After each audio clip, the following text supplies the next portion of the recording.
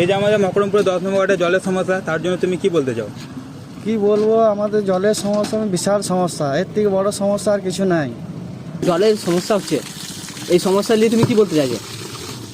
জলের সমস্যা নিয়ে কিছু হচ্ছে না, জল ঠিকঠাক পাচ্ছি, পৌরসভার দুবেলা জল আসছে, একটা ট্যাঙ্কি আসছে, ভরা হচ্ছে জল, ওটাতে নিয়ে চলে যাচ্ছে। আরে লোকে যে জল পাচ্ছে না, দেখছি আমি অনেক জায়গায় দেখেছি যে জল ছিটাচ্ছে, কেউ জল মানে পা ধুচ্ছে।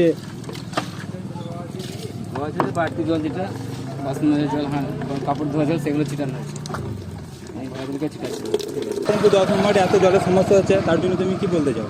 আরে বলতে চাই তো, জল যাতে পাওয়া যায় সেই ব্যবস্থা করতে হবে, চাই। আর কাউন্সিলরকে বলতে হবে জলের লেগে যদি দরকার, সেইটা চাই আমরা। বলছি আমাদের এই মকরমপুর 10 নম্বর ওয়ার্ডে এত জলের সমস্যা হচ্ছে, তার জন্য আপনি কি বলতে চান? আমি কি বলবো এখানে, বলুন। কোনো বক্তব্য তো থাকবে?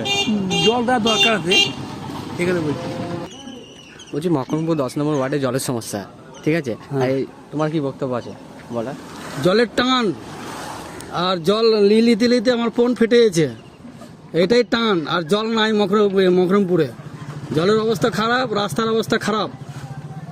আচ্ছা ঠিক আছে। বলছি আমাদের এই যে মকরমপুরে এত জলের সমস্যা, তার জন্য তুমি কি বলতে চাও? কি বলতে চাই, এত জলের সমস্যা, তা এখানে জলের দরকার।